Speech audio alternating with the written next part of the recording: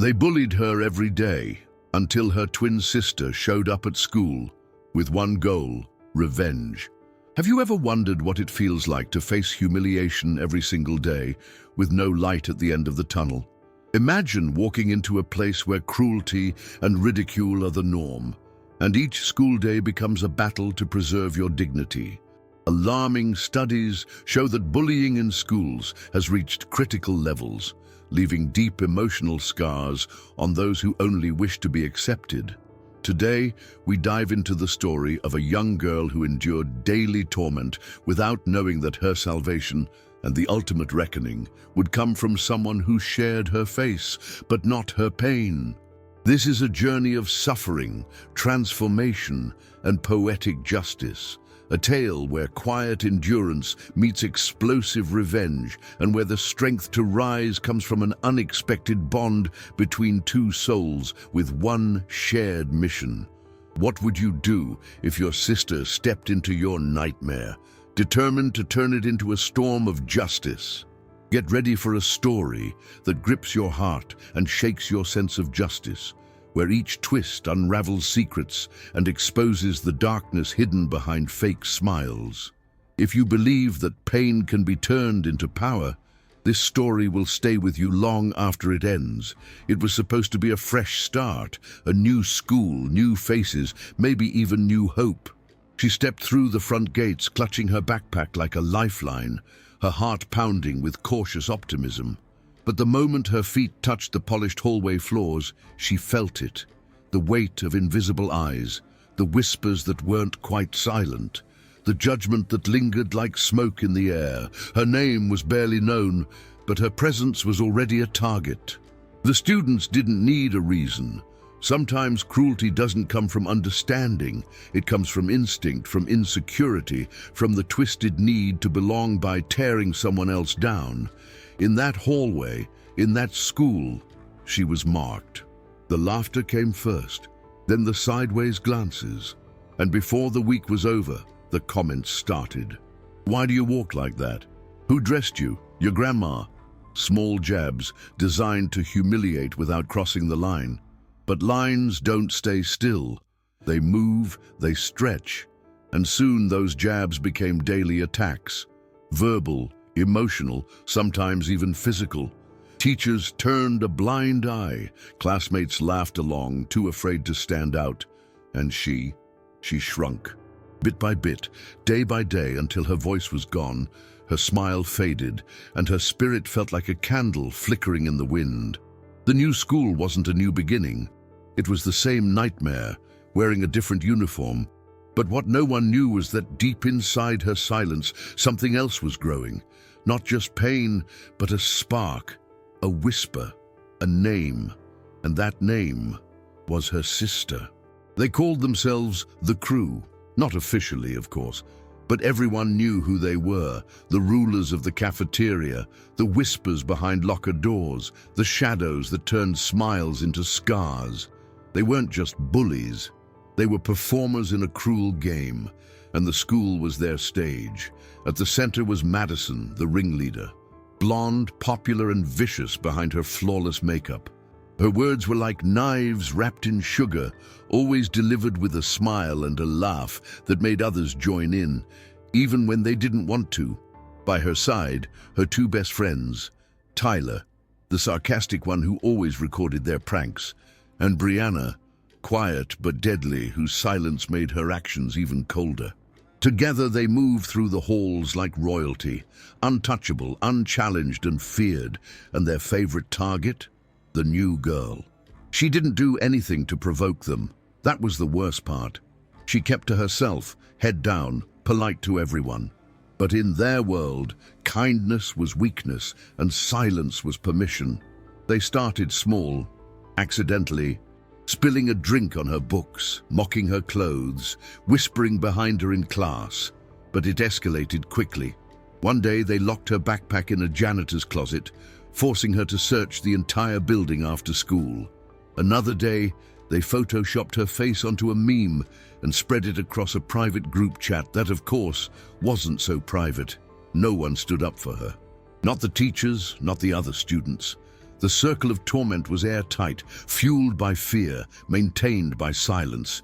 Even the few who felt sorry for her were too afraid to step in, and she learned to cry without making a sound, to brace for the daily sting.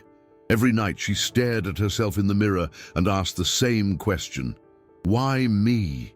But something began to shift. A thought she hadn't allowed herself to think before, a memory, a face. Her twin sister, Amelia, the one who was never afraid, the one who always fought back. And that's when the spark turned into a flame. Some wounds don't bleed. They hide behind polite smiles and lowered eyes. That's how she survived, by pretending not to feel the sharp sting of every insult, every cruel joke. She believed that if she stayed quiet long enough, maybe they'd get bored. Maybe they'd move on. But silence, in places like that, doesn't protect. It invites. She started arriving at school earlier and leaving later just to avoid crossing paths with them in the hallways. In class, she kept her eyes glued to her notebook, pretending to take notes while her thoughts spiraled in loops of shame and fear. The teachers noticed something was wrong. How couldn't they? But their silence echoed hers. It was easier that way, easier to ignore. Lunchtime became her most dreaded hour. She sat alone, always at the far end of the cafeteria, pretending to read or scroll through her phone. She mastered the art of invisibility, but even shadows can't escape the spotlight forever. Sometimes they'd still find her, drop food near her feet, accidentally spill water, whisper jokes just loud enough for her to hear. She cried mostly at night. In the safety of her room, where no one could see her falling apart, her parents, loving but busy, thought she was just adjusting to a new school. They didn't see the messages she deleted, the bruises she covered, the parts of herself she was slowly abandoning just to get through the day. The loneliness became suffocating, like walking through a fog that never lifted. She began to believe the lies they told about her, that she was weird, worthless, forgettable. Her sense of self, once fragile, was now almost gone. And the silence wasn't just around her, it was inside her too. Until one evening, curled on her bed with tears soaking her pillow, she reached for her phone. Not to post, not to complain, but to remember someone who always knew how to fight. She hesitated only for a second, then called the one person who could change everything, her twin sister. The phone rang only once before the voice answered, sharp, alert, and instantly concerned. "What's wrong?" Amelia asked. She didn't need context. Twins know. And in that moment, everything spilled out. The months of torment, the cruel nicknames, the silence. The way the girl in the mirror no longer looked familiar. There was no need to explain it all perfectly. Amelia understood between the words, in the pauses, in the tears that finally found their voice. There was a pause on the other end, then a whisper, low and steady. "I'm coming." 3 days later, she appeared. Amelia didn't walk into that school. She stormed in. Same face, different fire. She was like a mirror reflecting what could have been, confident, assertive, eyes sharp with purpose. When she entered the office to register as a new student, heads turned. When she walked through the halls, the bullies paused, confused by the resemblance, intrigued by the energy. But Amelia wasn't there to blend in. She was there to burn everything down, calmly, strategically, without raising her voice. Her twin warned her, begged her not to do anything reckless, but Amelia only smiled. Reckless? No, but I'm not staying silent either. That afternoon, Madison made a mistake. She approached Amelia, thinking it was the same girl she'd broken down. "Well, look who's crawling back." She didn't even finish the sentence. Amelia stepped in close, looked her straight in the eye, and said with a smile, "Say that again, and I'll show you how fast a reputation burns." For the first time, Madison blinked, hesitated, and for the first time, the circle of torment cracked, because what none of them knew was that Amelia had a plan, and the game was just beginning. Amelia wasn't just bold. She was calculated. Every step she took inside that school was intentional. She knew bullies like Madison. She knew their patterns, their pride, and most importantly, their weaknesses.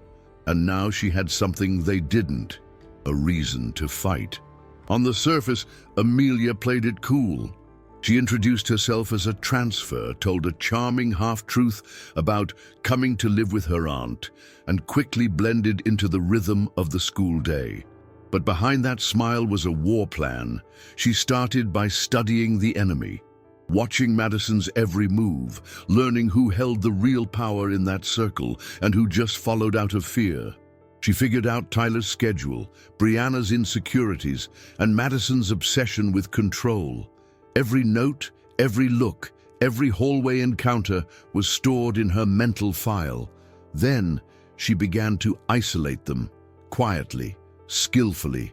She befriended students on the fringe, those who'd been hurt, mocked, or ignored by Madison's group. She gave them confidence, made them feel seen. And when they began to speak, so did the truth. Rumors started to shift. A mysterious video leaked of Tyler mocking a teacher. Nothing illegal, but enough to get him suspended. Someone hacked Brianna's social account and posted her private poetry, the same poem she used to hide in her locker. Suddenly, the quiet girl had become the laughingstock.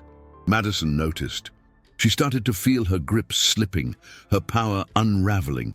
She confronted Amelia in the hallway, this time with fire in her eyes. "What the hell are you doing here?" she snapped.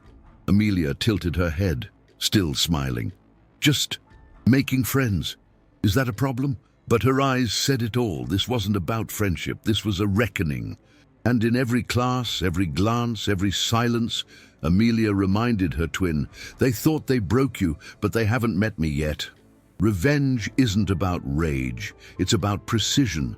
And Amelia moved like a shadow with purpose.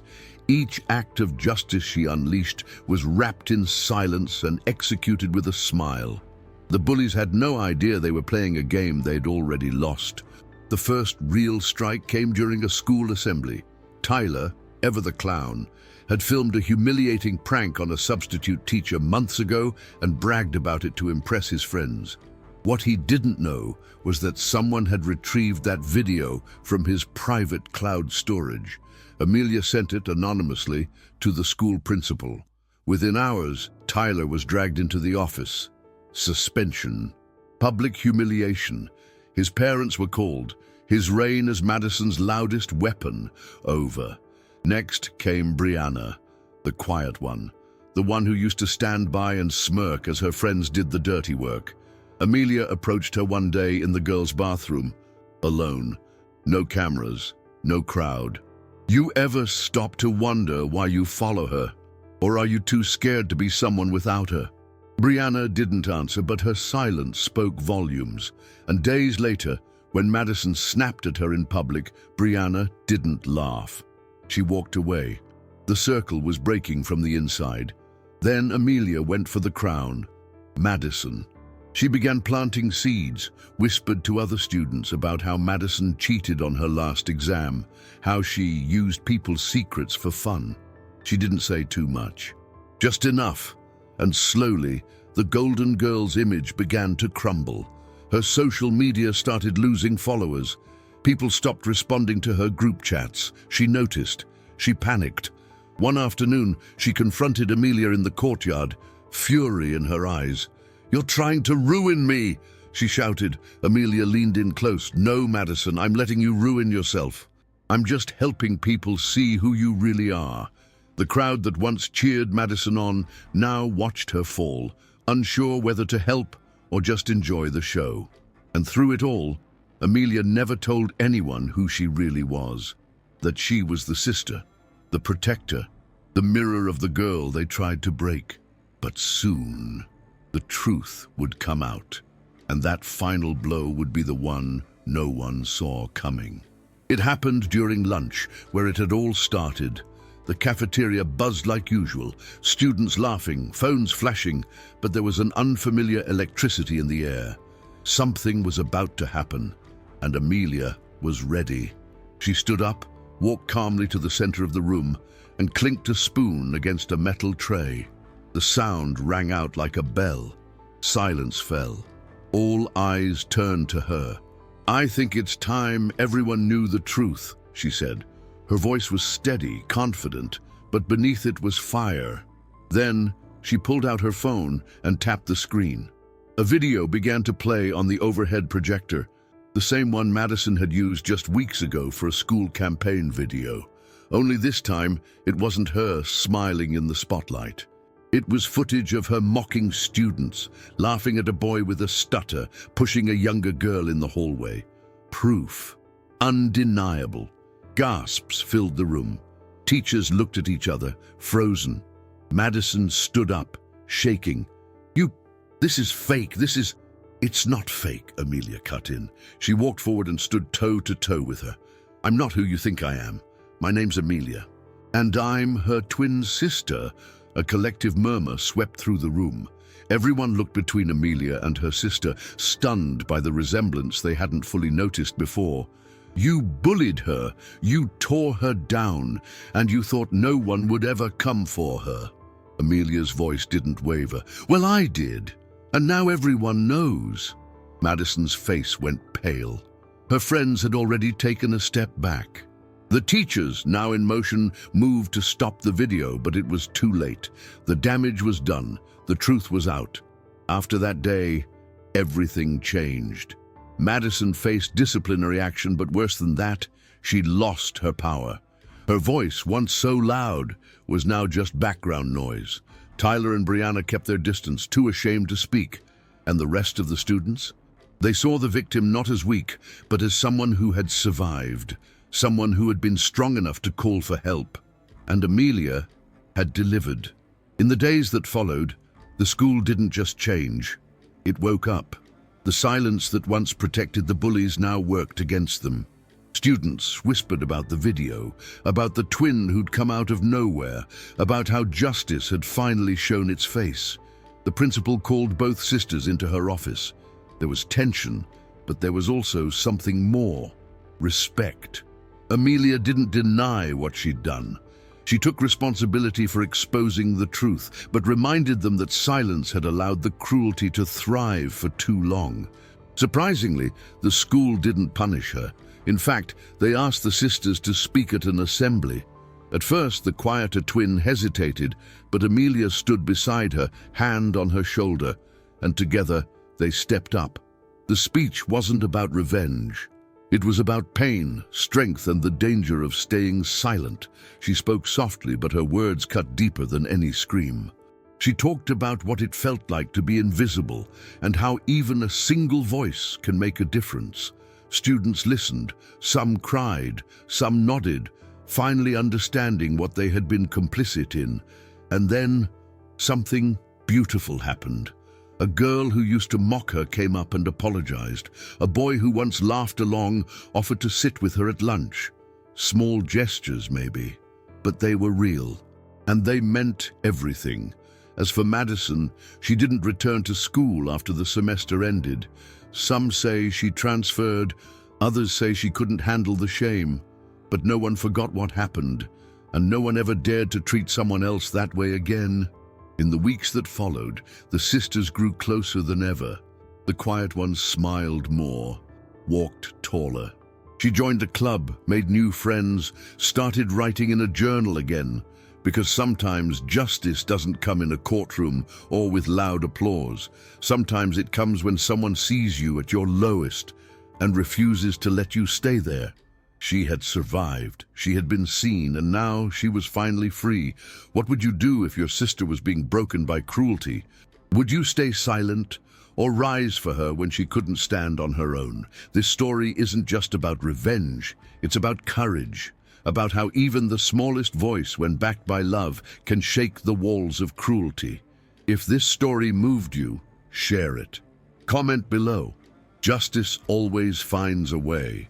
Don't forget to like, subscribe, and turn on notifications for more stories that speak to the heart and fight for what's right.